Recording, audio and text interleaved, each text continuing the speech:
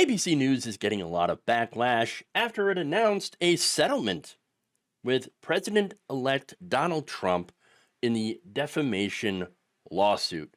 Yes, the network has agreed to pay $15 million towards Trump's presidential library. Really? His presidential library? Okay. I don't know what that's going to look like. I don't know if they could figure out a way to just make an entire library out of tweets because that's the only thing that Donald Trump has probably read outside of Mein Kampf. But anyway, and by the way, that's something that he himself, I believe, has admitted. But anyway, that money's going to a presidential library over statements made by anchor George Stephanopoulos during a broadcast earlier this year. So, as part of the settlement made public on Saturday, ABC News posted an editor's note to its website expressing regret over, Stephanopoulos' statements. What statements? Well, it was something that he talked about during a March 10th segment on This Week, where he was interviewing Nancy Mace. So he basically asked her how she could support a man that was found liable for rape. So now, officially, by the New York definition, he was found liable for sexual abuse, but there's not a lot of difference there. Okay, so Trump nonetheless saw that interview, got mad, and then sued.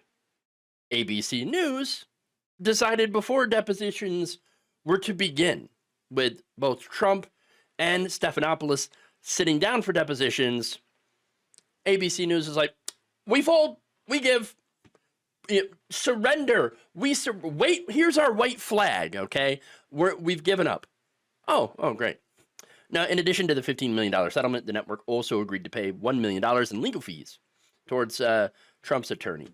So, look, there's a lot of people that are pretty mad about this for good reason. In fact, Mark Elias wrote on X on Saturday, quote, knee bent, ring kissed. Another legacy news outlet chooses obedience. Yes, obedience to the incoming Trump regime. Another one, this is a former Washington Post media reporter, Paul Farhi, writes, an awful precedent and a huge sellout. Oliver Willis, over on Threads, writes, this is actually how democracy dies. Republicans against Trump also wrote, people are not going to forget what ABC did. And then, of course, you have conservative political scientists. So this is not just online Twitter liberals, right? But you also have conservatives. As I just mentioned, it was the Republicans against Trump. But here is political scientist Norman J. Ornstein writing, add ABC to the basket of cowards in our media.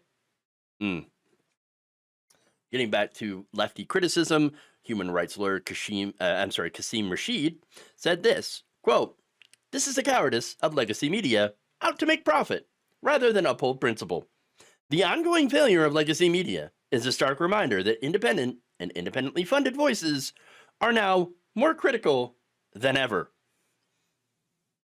Yeah, I mean, speaking as an independent media voice myself, yes, we're pretty much dying on the vine over here, on the left, while right-wing independent media, not so independent, as you could see from, like, Tim Pool getting funded by Russia. Lots and lots of rubles over there. Or at least there was, okay? But, okay, so, getting back to the important points, right? Based on the reaction here, you gotta ask the question, wait, is Trump actually liable for rape?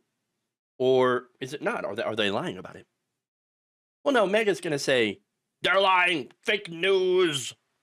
But no, in reality, the judge and the jury actually disagree. Turns out there's some nuance here in regards to New York Penal Code, which is a fun thing to say, but not so fun in this instance, okay? So back in 2023, Donald Trump was found liable for sexual abuse and defamation of E. Jean Carroll. He was ordered to pay $5 million. Trump did not stop defaming Carroll, and so in January, he was ordered to pay $83.3 million in additional defamation claims. So really kind of hammering that home, making a point, okay? So now, when upholding the judgment in the first trial, Louis A. Kaplan, wrote that the jury found Carroll had failed to prove that Trump had raped her within the narrow technical meaning of a particular section of New York penal law. So, yeah, we're getting into the nitty gritties here, okay? The definition of rape in the New York penal law is far narrower than the meaning of rape in common modern parlance. Its definition in some dictionaries and some federal and state criminal statutes and elsewhere. Kaplan emphasized that this did not mean that Carroll failed to prove that Mr. Trump had raped her, as many people commonly understand the word rape. So basically, to kind of break it down simply, the New York definition is so incredibly specific that even though Trump sexually assaulted Carroll, okay, but because he didn't do one very specific thing with a very specific body part, it is not considered in New York to be rape, but just abuse. So this whole thing, it's a technicality, but guess what? Trump is the king of technicalities, okay? Because he used this successfully to his advantage. He fought it, and then, well, ABC News was like, well, I guess we're going to stop fighting it. Now, why? Why? That's the question. Well, there's a lot of theories on this. So according to Ronnell Anderson-Jones, professor of law at the University of Utah, speaking to the New York Times, she said, what we might be seeing here is an attitudinal shift, really, compared to the mainstream American press of a decade ago. Today's press is far less financially robust. I mean, yeah, we can definitely see that with newsrooms all across the country, cutting staff, laying people off, laying off journalists. It's just been an absolute bloodbath. She also says that they are far more politically threatened, with Trump, of course, threatening to shut down the press. And of course, you have very, very low, approvals, very, very low trust in media outlets now. And then she says exponentially less confident that a given jury will value press freedom rather than embrace a vilification of it. All right, so there's some pretty good points in that. All right. I do think, though, the biggest part of that decision was the fact that, yes, Trump is coming back into power. And as our corporate media stands today, legacy media wants access to that Trump administration. They always want access to power. And that's what you've seen here. Access means profit. Fox News has all the access that they could ever want with Trump. Okay? That's why they're the top legacy media outlet. They're absolutely crushing CNN, MSNBC, and everyone else. Compared to, again, MSNBC, who lost 46% of their audience in the first, compared to the first 10 months of 2024. So just in these, just since the election, they've lost 46% of their audience. CNN is down 33% after the election. Fox News, however, booming.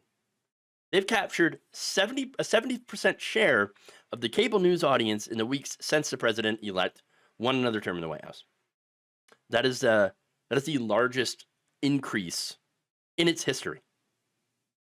Absolutely crushing it. And that's a terrible thing for this country, by the way. Now, here's the thing, though.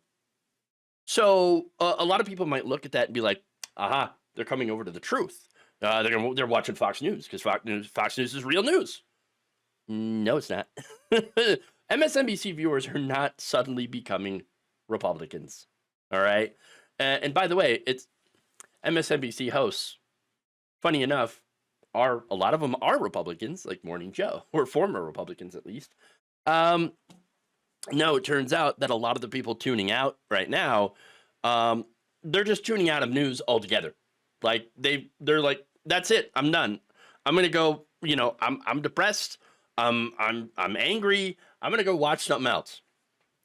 According to Nielsen data, many of those MSNBC viewers and CNN viewers have headed for outlets that provide escapist entertainment.